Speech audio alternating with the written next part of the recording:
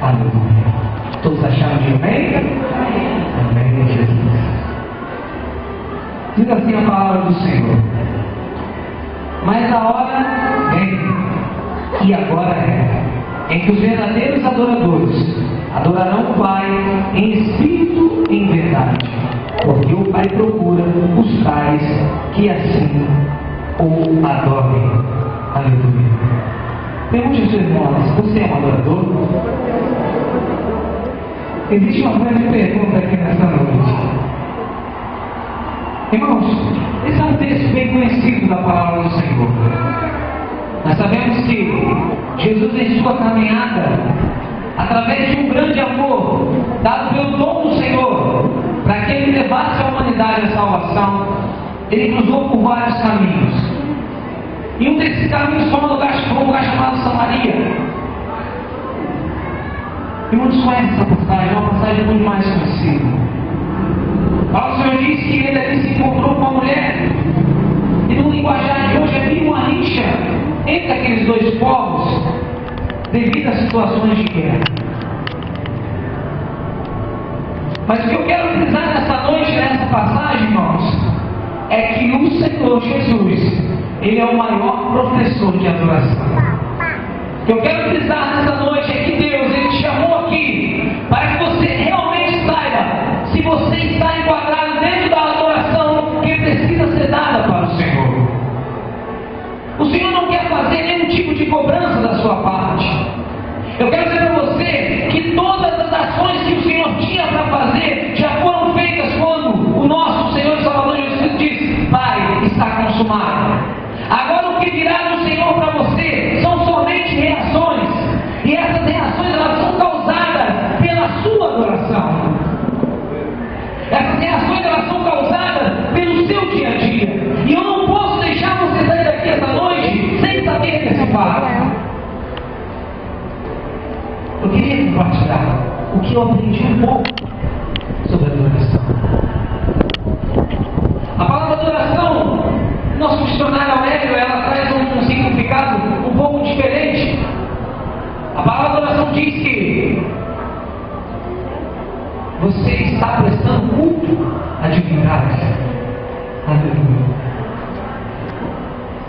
Mas aí eu não me conformei muito com esse significado. E eu fui para a Bíblia Sagrada, o nosso maior dicionário. Na Bíblia Sagrada, ela começou a me revelar que a adoração significa prostrar-se, curvar-se perante o Senhor. Que a adoração significa submissão. E eu comecei a entender que para que eu seja um verdadeiro adorador, eu preciso fazer a adoração do Senhor acontecer na minha vida secundária. Eu preciso fazer a minha adoração acontecer do lado de fora da igreja. Para que quando eu entre na igreja, o Senhor verdadeiramente receba a minha adoração. Para que o Senhor verdadeiramente receba a adoração ao qual do seu coração para o coração de Deus. Então eu comecei a perceber que essa adoração, ela funciona de uma forma tão maravilhosa, irmãos. Que Deus começou a gerar dentro de mim um desejo grandioso de adorá-lo cada vez mais, de sentir a sua presença. Aleluia. O apóstolo Paulo,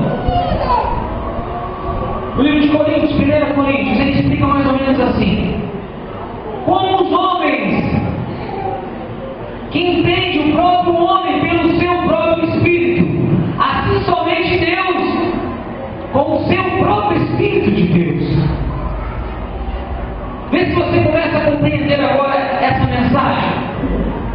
Eu quero dizer para você que é impossível você ser um adorador pelos olhos da carne. Eu quero dizer para você que é impossível você ser um adorador como homem. Porque as coisas do Senhor para o homem é loucura. As coisas do Senhor para o homem é inexistente. O homem não consegue entender o que é adoração. Mas quando você, através do Espírito Santo do Senhor, recebe a revelação divina da palavra de Deus, automaticamente você se torna adorador.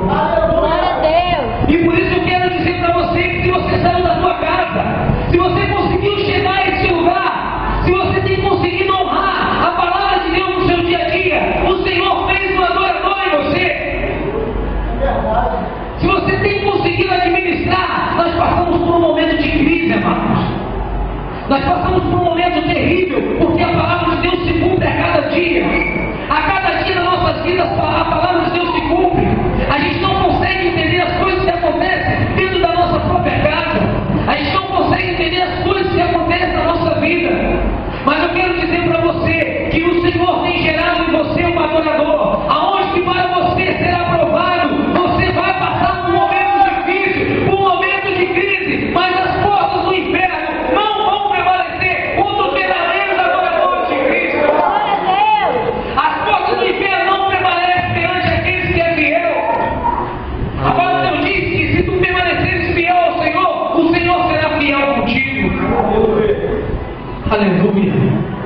E eu quero dizer para você que a partir do momento que você começa a entender a adoração do Senhor na sua vida, começa a gerar algo que você recebe de graça, amados.